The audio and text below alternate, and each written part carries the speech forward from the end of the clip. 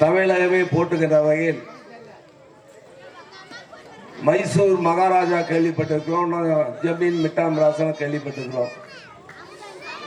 புதுக்கோட்டை மகாராஜாவை இங்க வருகை தந்து அவர் தேவக்கோட்டை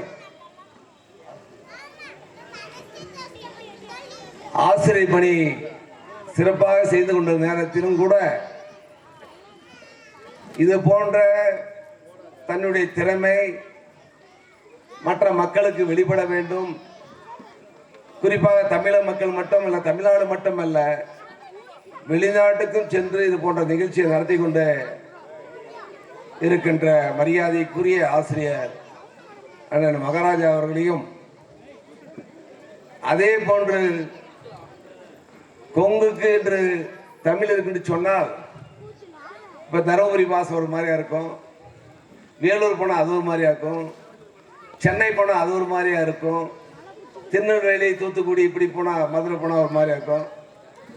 கொங்கு என்று சொன்னால் மரியாதையாக அந்த இங்கு வரும் ஆட்டோமேட்டிக்காக. அப்படி கொங்குலே பேசி இன்றைக்கு ஒரு கிராமத்தில் விவசாய சிறு குடும்பத்திலே பிறந்து சிறு விவசாயம் இருந்து இன்றைக்கு அவர் வாட்ஸ்அப் பார்த்தீங்கன்னா போய் ஆடு மேய்ப்பார், ஆடு வியாபாரம் பண்ணுவார். இன்னைக்கு நடக்குது. பாட்டு பாடுவார், கருத்து சொல்லுவார், பெரிய பெரிய மேடை வெளிநாடு போயிருக்காரு. சன் டிவி புகழ், விஜய் டிவி புகழ், இப்படி அவர் தன்னுடைய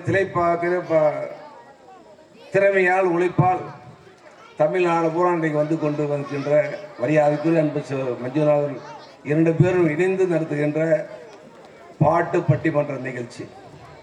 ஆக மொத்தம் இந்த நிகழ்ச்சி பார்த்தீங்கன்னா அன்பு தம்பி வாசிச்சாரு. இதை வாசிக்குதுன்னு சொன்னால் லட்சுமி சொல்லியிருக்குன்னா எனக்கு செய்தியே பத்தாது. திருமணம் பார்க்கலாம் இருக்கும் சொல்லிட்டே இருக்கும்.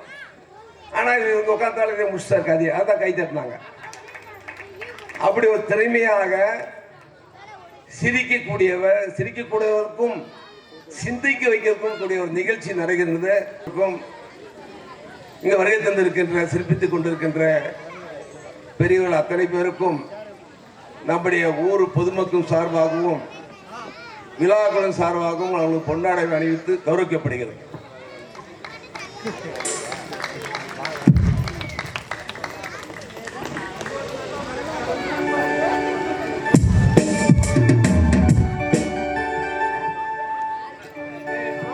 பட்டிமன்ற நடுவர் மேடை கலைவாணர் தேவகோட்டை மகாராஜன் அவர்களுக்கு பொன்னாடை அணிவித்து மரியாதை செய்யப்படுகிறது.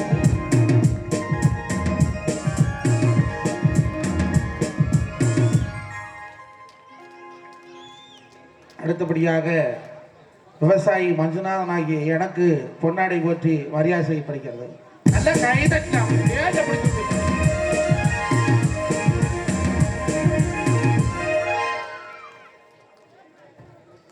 பேராசிரியர் பெருந்தகை அபு அவர்களுக்கு பொன்னாடை போற்றி மரியாதை செய்யப்படுகிறது.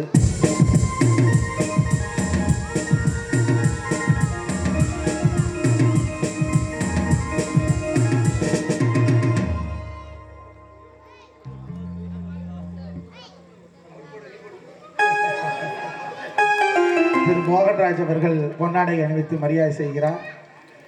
பாண்டிச்சேரியை சேர்ந்த கௌதமி அவர்களுக்கு பொன்னாடை அறிவிக்கப்படுகிறது.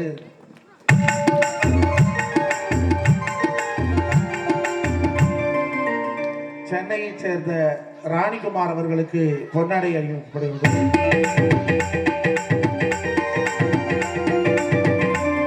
கீபோர்டு இசைக்கலைஞர் அருமை அண்ணன் மகேஷ் அவர்களுக்கு பொன்னாடை அணிவிக்கப்படுகிறது.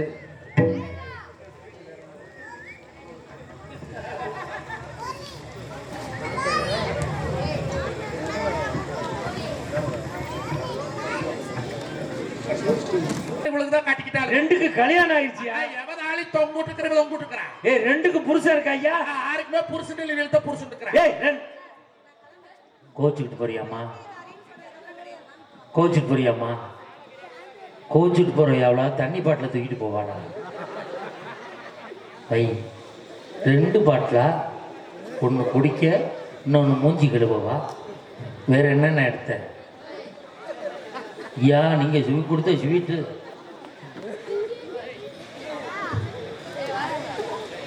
உங்களுக்கு ஒருத்தரம் பண்ணாடா பட்டு துண்டு எல்லாம் அப்பம் புத்தி தப்பாது இருக்குது. உங்க வீட்டுலாம் சரியா இருக்கான்னு செக் பண்ணிக்கங்கடா. என்ன வேற எதுவுமே எடுக்கல, அதுக்காக அவ்வளவு தூக்கிட்டு போகலாமா? இந்த கண்டிக்கிறேம்மா, அதுக்காக பெண்களை நீ இப்படி பார்த்து சொல்லலாம் ஐயா? உண்மைத்தான் சொன்ன, பொய்யா சொன்னானே. ஆமா, நாளைக்கு வேளாங்கண்ணிக்கு நாமத்தை போடுறியா? புதாஜோதனை போடுறியா? நாமத்தை போடுற? அப்படி சொல்லக்கூடாது ஐயா பெண்களை. நடுவர் அவர்களே, நல்ல தலைப்பு, அற்புதமான தலைப்பு, இன்றைய தமிழகத்தில் பேசப்பட வேண்டிய தலைப்பு.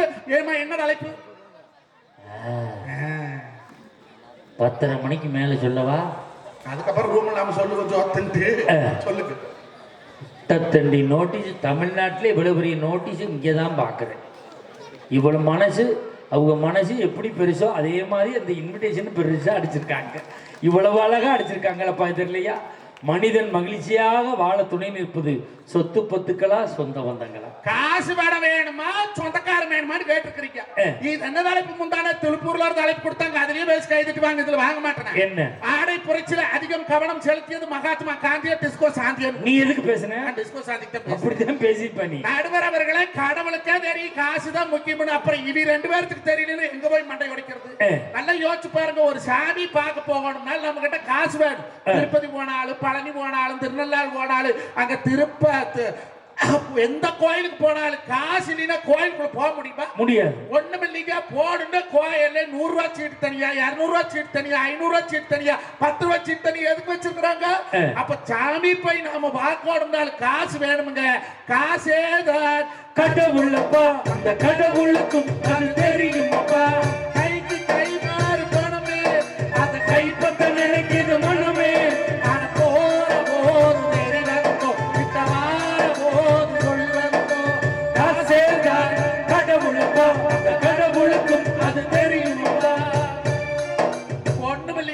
இப்ப நம்ம குப்பாக்கவுண்ட் மீதியில கோயில் திருவிழா எடுத்து நடத்துறாங்க. ஊடு தவறாத வரி போடாம இந்த கோயில் நடத்த முடியுமா? ஒருத்தங்கிட்ட காசு இருந்தாலும் தனியொரு ஆளா ஒரு கோயில் எடுத்து நடத்த முடியுமாங்க? நீ சொல்றாங்க உறவு பரிசு இப்ப வரி போட்டுக்கிறாங்க, அதுல ஒருத்தர் வரி கட்டல. சபையில பேசுறாங்க, ஆடல் பாடல் வைக்கலாமா, பட்டிமன்றம் வைக்கலாமா, ஆர்கெஸ்ட்ரா வைக்கலாமான்னு பேசும்போது அந்த வரி கொடுக்காதவன் வந்து திண்டுக்கல் ரீட்டா இல்ல புவனேஸ்வரி இல்ல பரமேஸ்வரி வேணும்னு சொன்னா சபை என்ன சொல்லுவாங்க? கோயிலுக்கு வரி கொடுத்தீங்கடா, முதல்ல வரி கட்டி அதுக்கப்புறம் நியாயத்தை பேசுவாங்க. ஒரு மனிதருக்கு ஒரு சபையில கௌரவத்தை விட்டு பண்றது இந்த காசு விடுதாங்க நடுக்கிறவங்கள. ஆமா மாப்பிள்ள, ஆனா திண்டுக்கல் ரீட்டா ரிட்டையர் ஆகியே 15 வருஷம் ஆச்சு. நீ இன்னும் அந்த ரீட்டாவே நினைச்சிட்டு இருக்கியா? எனக்கு தெரிஞ்ச ரீட்டாதான். எனக்கு அந்த வயசு எனக்கு அவதான் கனவு கண்ணியா இருந்தா. நடுவர் அவர்கள் ஒரு பெண்ணுக்கு எதுக்கு சிறப்பு? எது சிறப்பு? அக்கா நான் பேசுறது பூரா கோப்செட்டி வேலையா நம்பியூர் குப்பி வேளத்துல இருக்கிற பெண்களை மட்டும்தான் பேசுறேன். குப்பாக்கவுட மீதியில் இருக்கிற எல்லா தாய் குளங்களும் அந்த மாரியாத்தாள் கொப்பானவங்க. நான் உங்களை ஆரையும் பேசல, நான் உருப்படியா ஊடு போய் சேரேன். சுத்தி காம்பவுண்டு கேட்லி மாலை நிக்குது, விட்டு அடிச்சா தாங்க முடியாது. ஏன்னா நான் என் பொண்டாட்டிக்கு ஒரே ஒரு புருஷன். நடுவர் அவர்களே, ஒரு பெண்ணுக்கு எது சிறப்பு? அழகா மஞ்சள் தேய்ச்சி குளிச்சு நெத்தி நிறைய குங்குமம் வச்சு அள்ளி முடிச்சு கொடாலி கொண்டு போட்டு இந்த ரோட்ல நடந்து வந்தா அந்த மாரியம்மனே வர்ற மாதிரி. ஒரு நல்ல காரியத்துக்கு போறவே, ஒரு மாடு வாங்க, வித விதைக்க, கருத இருக்க, பொண்ணு பார்க்க, வயக்காடு கரையும் பண்ண, ஒரு இடத்துல குடி போவா, ஒரு புதுசா தொழில் தொடங்க போறவே அந்த மவராசி மூஞ்சியில முழிச்சுக்கிட்டு போனா போற காரியம் விலங்கு. இந்த காலத்துல பொண்டாட்டிக்காரிய எவளாச்சும் மஞ்சள் தேய்ச்சி குளிக்கிறாளா? எல்லா பேரன் லவளி, பேச்சு லவளி, ஆயா லவளி, அப்பத்தா லவளி, ஆட்டலு மாட்டல அமிக்கி சிமிக்கி மேஸ்திரி என்ன கலவி கலக்கி செவத்துல அடிக்கிறாரு. எங்க கௌதமி அடிப்பா பாரு. நடுவர் அவர்களை, பெண்கள் எல்லாம் இத்தனை மேக்கப் போட்டா தாங்க அழகு. ஆனா எங்க பசங்க மூஞ்சி கழுவி முடிய கோதி விட்டாவே தனி அழகு. நடுவர் அவர்களே, என் பொண்டாட்டி சொன்ன மாமா மூஞ்சி ஊரா பிம்பிள்ஸா வந்துருச்சு என்ன மட்டும்தான். நான் விவசாயம் பண்றேன், நான் சொன்னேன் மாட்டுச்சாணி போட்டு கழுவு சுத்தமா போயிருந்தேன். அவன் அருங்கட்ட நாய் மாட்டுச்சாணி மூஞ்சியில் போடுவாங்களா? உன்னை எல்லாம் கொம்மா வெத்தால செஞ்சாலாடா? 4500 பணம் கூட ரொம்ப பேசியல் பண்றோம்னா. நான் சொல்றேன், கொரோனா காலத்துல ஊடுதவராத மாட்டுச்சாணி போட்டு மூலவணும். எனக்கு கொரோனா கிருமி வீட்டுக்குள்ள வரக்கூடாது. மாட்டுச்சாணிங்கிறது கிருமி நாசினி, வீட்டுக்குள்ள கிருமி வரப்படாதுன்னு மாட்டுச்சாணி போட்டு மூலவணும். அப்ப இந்த மூஞ்சியில பிம்பிள்ஸ் எதனால வருது? கிருமினால வருது. அப்ப இந்த கிருமி நீக்கிறதுக்கு மாட்டுச்சாணிங்கிற கிருமி நாசினி போடப்படாது. என்ன அறிவு! தேங்க்யூ. சாப்பாடு தான் சாப்பிட்டியா? வாங்கி வச்சிருக்கிறாரா? நடுவர் அவர்களே பொண்டாட்டி சொன்னா அதெல்லாம் ஆகாதரா 4500 பணம் கூட நம்ம போய் பேசியல் பண்றோம்னா என்னடி பேசியல் ஏதோ பட்டர் பேசியல்னு சொன்னேன். பால் கறக்கிற நாய்க்கு பட்டர் பேசியல் பத்தி என்ன தெரியும்? என்னடைய பட்டர் பேசியல் பார்த்தா இந்த பாலாடை இருக்குல்ல பாலாடை, ஆமா இந்த பாலாடை எடுத்து இந்த பண்ணாடை மூஞ்சியில் ஒட்டி செத்த படத்தை போஸ்ட்மார்ட்டம் பண்ற மாதிரி பண்ணி படுக்க வச்சிருக்காங்க. அதுக்கு எவ்வளவு செலவுனா 4500 ரூபாய். நெஞ்சு வலியே வந்துருக்குங்க. கரியாவெட்டி சந்தையில 4500 ரூபாய்க்கு ஒரு வெள்ளாட்டை வாங்கினா வருஷம் 2 குட்டி போடுவல. ஆமா நீ சொன்னா நான் போன வருஷம் ஒரு வெள்ளாடு வாங்கி விட்டு குட்டியே போடல. ஏங்க கிடாடு குட்டி போடவாம்ல? கிடாயாடு பிடிக்க குட்டி போடு பொட்டையாடு தான் போடு. என் பக்கத்து வீட்டுக்காரன் குட்டி போடுது. அவனு விட்டு போ அத இருந்துருப்பது விட இல்ல பக்கத்து வீட்டுக்கார நாட்டுல குட்டி போடுறா பொட்டையாடா இருக்கு போடு. அவ வீட்டுல கிடாடு இல்லையப்பா. உங்க வீட்டுல கிடாயாடு இருக்குதுல்ல? ஊருக்கு ஒரு கடை இருந்து பத்தாதா ஊர் உரஞ்சான பிடிக்கிறது. அப்ப நான் பட்டிமன்றம் போனதுக்கு அப்புறம் என் கடையை அவுத்து விடுறான்னு நினைக்கிறேன். நடுவர் அவர்களே 4500 ரூபாய் செலவு பண்ணி இன்னொரு புருஷன் கட்ட போறாளா? இல்ல கல்யாணம் முடிச்சு 15 வருஷமா வச்சு பிழைக்கிறேன்ல. கேட்ட என்னங்கிறா? நான் எனத்துக்கு அலங்காரம் பண்றேன், நான் எனக்கு மேக்கப் போடுறேன், பாக்குறீங்களுக்கெல்லாம் பளபளன்னு அழகா தெரிய வேண்டாமான்னு கட்டு வருஷக்கிட்ட சொல்றாள். இந்த சொந்தம் இந்த பொண்டாட்டி தமிழ்நாட்டு பண்பாட்டுப்படி அவன் பொண்டாட்டி அவனுக்கு அழகா தெரிஞ்சா போது, கண்டவனுக்கெல்லாம் அழகா தெரிஞ்சப்ப என்ன பண்ண போற? எம்மட பொண்டாட்டி அழகா இருந்தா எனக்கு சந்தோஷமா இருக்கு, ஊராடு பூரா அழகா இருந்தா எனக்கு சந்தோஷம் வருமா? போய் வேலை பாருன்னு சொல்லி போட்டு திருப்பூருக்கு பால் கொண்டு போயிட்டுருங்க. உங்களுக்கு எப்படி பக்கத்துல தர்மபுரியில் இருக்கிறீங்க டவுனுக்குள்ள, நேரம் பக்கத்துல நம்பியூர் டவுன். நான் பாலை கொண்டு ஊத்திட்டு வரக்குள்ள என்ன பண்ணி போட்டா பையனும் ஆடுமே சொல்லி போட்டு இப்ப வண்டி எடுத்துட்டு போயிட்டாலும் பேசியல் பண்றது. அங்க போய் பாக்குறேன் 4 பொம்பளைங்க குண்டு குண்டா ராணி ஆட்டம் கௌதமி ஆட்டமே படுத்திருக்கிறாங்க. இதுல எவன் பொண்டாட்டின்னு தெரியல. முள்ள கிட்ட போய் அம்மனியோ அம்மனிங்கிற எவ்வளவுமே வாய் திறக்க மாட்டேங்கிறேன். அங்கதான் மூச்சு பூரா மைதாமா வெப்ப 2 வெள்ளரிக்காய் வெட்டி கல்ல வச்சிருக்குது. அந்த ஓனரமா ஓரமன்னு போன் பேசினேன். என் கண்ணே பொண்டாட்டி வந்தால வாத்தியான்னு. உள்ள 4 லேடிஸ் படுத்திருக்கிறாங்க. 6 சம்சாரம் தான்.